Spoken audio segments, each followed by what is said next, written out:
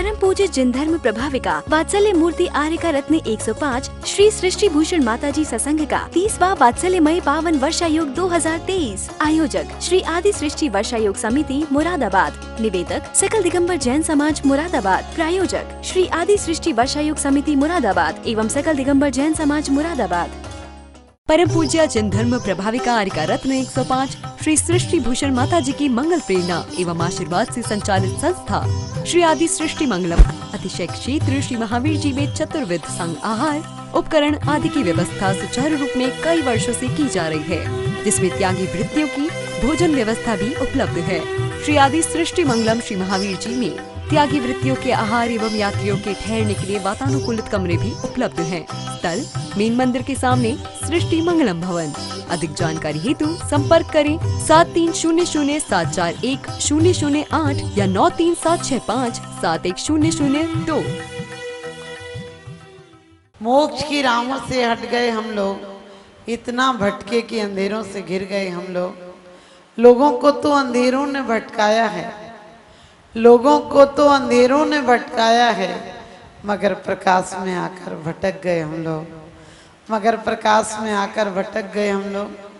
लोगों को माना कि मिथ्यात्व के कारण परमात्मा को कर्ता मानते हैं, परमात्मा के हाथ में सब कुछ मानते हैं। कहते हैं परमात्मा की आज्ञा के बिना पत्ता भी नहीं हिलता है।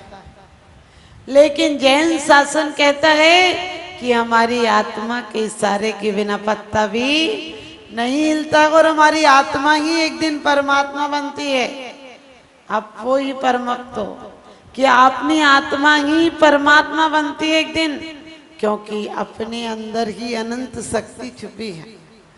तो वास्तव में जो कहते हैं कि परमात्मा के बिना पत्ता नहीं हिलता है, तो परमात्मा किसी को सुखी, किसी को दुखी, किसी को अंधा और किसी को नयन वाला, किसी को गरीब, किसी को अमीर, किसी को लाचार और किसी को लाजवाब बनाता है। क्या परमात्मा ऐसा करने लगे तो कौन बाप चाहता है कि मेरा बेटा दुखी रहे? हर बाप चाहता है कि मेरा बेटा दुनिया में सबसे सुखी रहे। और होता भी ऐसा ही है कि हम परमात्मा को कर्ता नहीं मानते हैं।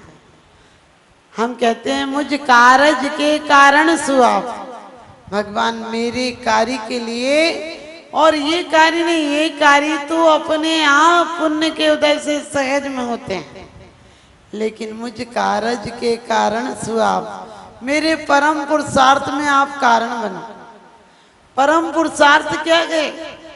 आज तक जन्म मरण परिवार हमने सब कुछ मिला गए में, क्योंकि कहते हैं संति समागम गरीब जने तुलसी दुर्लभ दोय, और सुतदारा और लक्ष्मी पापी के भी होय।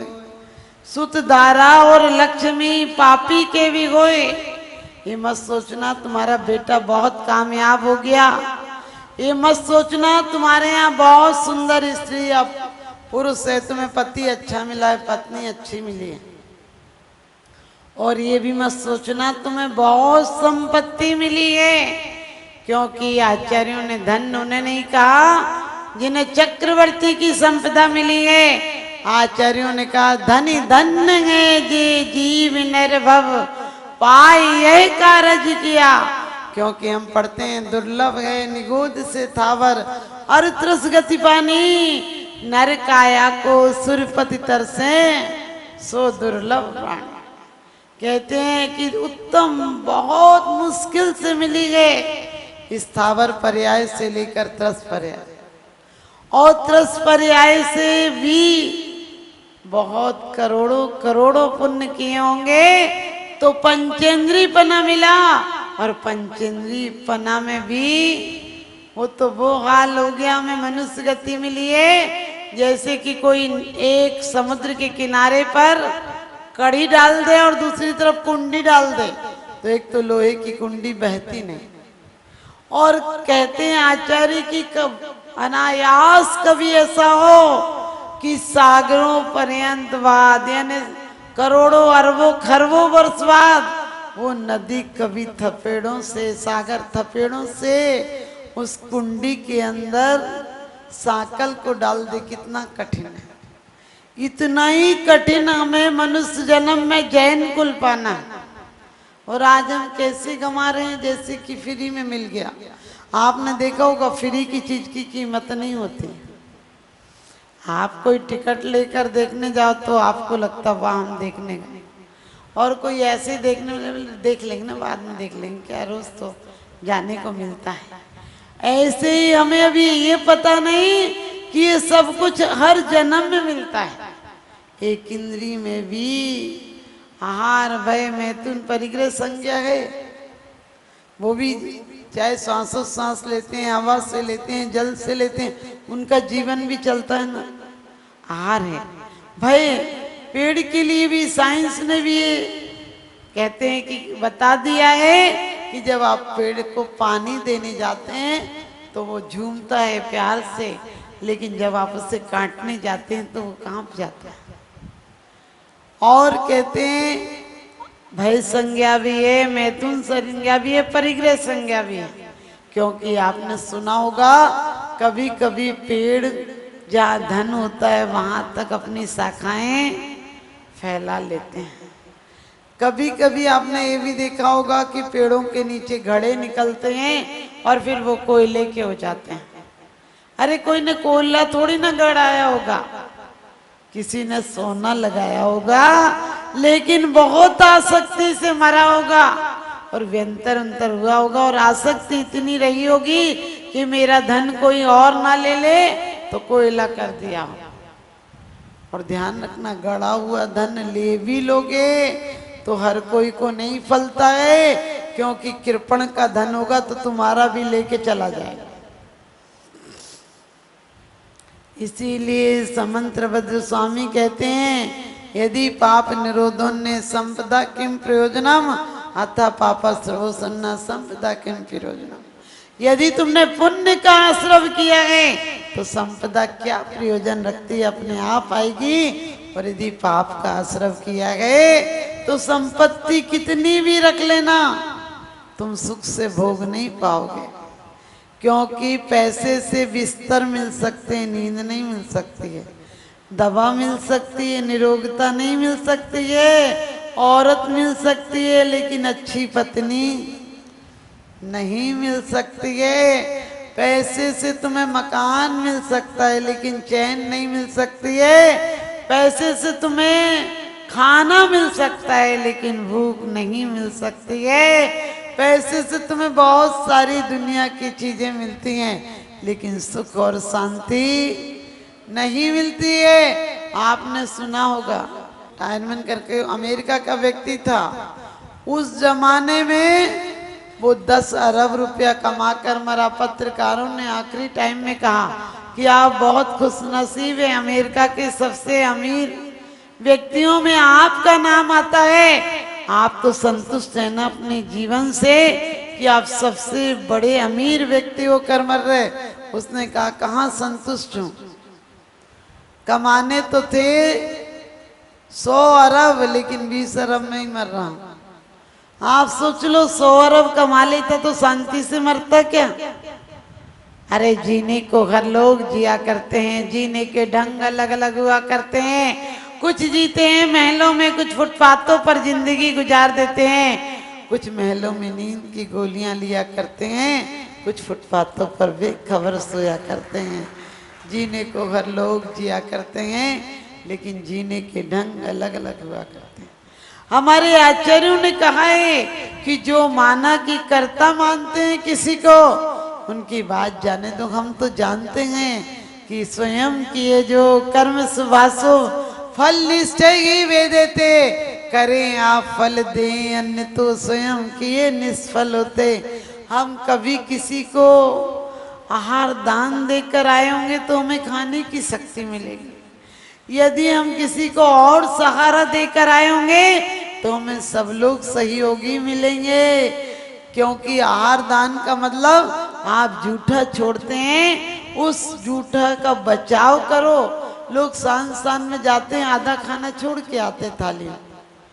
ये भी नहीं है, वो खाना बचेगा किसी के काम आना चाहिए, तो ये भी तुम्हारा अन्न दान हो गया। यदि तुम्हारी मुस्कुराहट से किसी को खुशी मिलती है और उसका खून बढ़ता है तो तुम्हारा रक्तदान हो गया। और तुम्हारे अच्छे व्यवहार से यदि किसी को जीवन में सुकून मिलता है तो यह अभय दान हो गया। तुम्हारे द्वारा किसी को कष्ट दान नहीं मिलता है, कष्ट नहीं मिलता है। आप घर में ये मेरा नहीं करते हो, लोग कितना बंटवारा करते, मेरे भी तो बच्चे हैं ये कहेंगे। हमने कि तुम साथ में लाए थे, मुसाफिर की तरह आए थे बच्चे, और बीच में मेहमानों की तरह तुम्हें विदा कर देंगे। कि सोचो यदि अपन लोगों को रहने को जगह मिली है तो हमारे बुजुर्ग गए तब तो हमें मिली है। सब उम्मीदवार हैं कि तुम सरको तो हम आए। इसलिए बच्चों का पालन पोषण करना प्यार से, लेकिन आसक्ति मत रखना। दो भाई थे, बहुत प्यार था। बड़ा भाई एक दिन आम लाया और अचानक दोनों बच्चे आए, अपना बच्चा भी और भाई छोटे भाई का बच्चा भी। एक कह रहा था पापा आम लाए, दूसरे कह रहा था ताऊ जी आम लाए। लेकिन जिस तरफ छोटे भाई का बच्चा था उस तरफ बड़ा आम था, और जिस तरफ अपना बच्चा था उस तरफ उस हाथ में छोटा आम था। क्या किया भाई ने, दोनों हाथ सिर्फ ऐसे कर दिए, दोनों हाथ सिर्फ ऐसे कर दिए, और भाई की अचानक नजर पड़ गई। नीचे आया और कहने लगा भाई साहब कल से खाना अलग बनेगा। आप समझ गए, छोटी सी बात से घरों में दरार पड़ जाती है। लोग गलत कहते हैं कि दीवारों में दरारें पड़ती हैं, मैं कहती हूँ दिलों में दरारें पड़ती हैं तब दीवारों की दरारें बढ़ती हैं, तब दीवारों की दरारें बढ़ती हैं। कभी घर में सोचो एक जेवर है, एक सेट है, यदि 2-3 लोग भी, अब तो होते ही कम है 2-3 लोग, लेकिन 2 बहुएं भी हैं और ये कहें कि मम्मी जी दूसरा सेट बनाने की जरूरत नहीं, यही सेट चढ़ा दीजिए, हम लोग जो होगा मिल के पहन लेंगे, क्या जरूरत है घर में। तो ध्यान रखना घर का कलेश बंद हो जाएगा। यदि घर में एक टीवी है, बोलो माँ जी के पास लगा दो, जिसको जो देखना होगा थोड़ी बहुत देर माँ जी के पास बैठना भी हो जाएगा और वहीं देखना हो जाएगा। लेकिन आज जितने कमरे होंगे उतने घर में सेट, सोफा सेट हैं, डिनर सेट हैं, टीवी सेट हैं, लेकिन आपके माइंड अपसेट है। और जब तक बीवी अपसेट हो तब तक सारे सेट बेकार हैं, क्योंकि वो सेट हो तो जंगल में भी सेट बन जाते हैं। आप सोचिए जब रामचंद्र जी वनवास में गए क्या थे, बर्तन तक नहीं थे, कोई राज्य के वस्त्राभूषण नहीं थे कि उन्हें बेच के कम से कम बर्तन ले आते। लेकिन क्यों कहा है हमारे यहाँ कि अचित पत्र में आहार दे सकते हैं, कि तुम्हारे यहाँ इतनी भी गरीबी हो कि बर्तन नहीं है तो तुम पत्तल में रखकर भी खाना दे सकते हो, मिट्टी के बर्तन में भी दे सकते हो, क्योंकि हो सकता है तुम्हारे यहाँ बर्तन नहीं हो। और मिट्टी के बर्तन बनाना, औजार बनाना, ये सब पहले सिखाए जाते थे गुरुकुलों में। सब कुछ यानी कहीं से खरीदने की जरूरत नहीं थी। पहले तो दूध दही भी नहीं बिकता था, पहले अनाज भी नहीं बिकता था। आप लोग जो बुजुर्ग लोग होंगे, हमारे तक में हमें ख्याल है, बच्चे थे तो गांव के लोग कुछ अनाज लाते थे और उसके बदले में वैसा सामान, मसाले, तेल आदि ले जाते थे। कपड़ों की दुकान होती थी तो अनाज लाते थे और बजाजी में कपड़े आदि ले जाते थे, क्योंकि पहले आदान और प्रदान था। लेकिन अब जीवन बड़ा छोटा हो गया। मैंने कहा सामान ज्यादा और इंसान होना हो गया, घर बड़ा और दिल छोटा हो गया। आपने अपने परिवार को बनाने की बहुत सोची है, क्योंकि कहते तुम चाहो तो वीरान को आबाद बना सकते हो, तुम चाहो तो वीरान को आबाद बना सकते हो, तुम चाहो तो झूठे अरमानों को बर्बाद करा सकते हो। और इसके लिए त्याग और समर्पण की जरूरत है। तुम चाहो तो कर्मों की गुलामी से स्वयं को आजाद बना सकते हो। तुम चाहो तो कर्मों की गुलामी से स्वयं को आजाद बना सकते हो, क्योंकि आजादी के लिए कोई भीख नहीं मांगना। हम परमात्मा से ये नहीं कहते हैं कि तुम मुझे खुश होकर मोक्ष देना, क्योंकि खुश होकर मोक्ष देगा तो किसी दिन नाराज होगा तो छीन लेगा। हम परमात्मा से ये नहीं कहते कि तुम मेरे कर्मों को काट दो।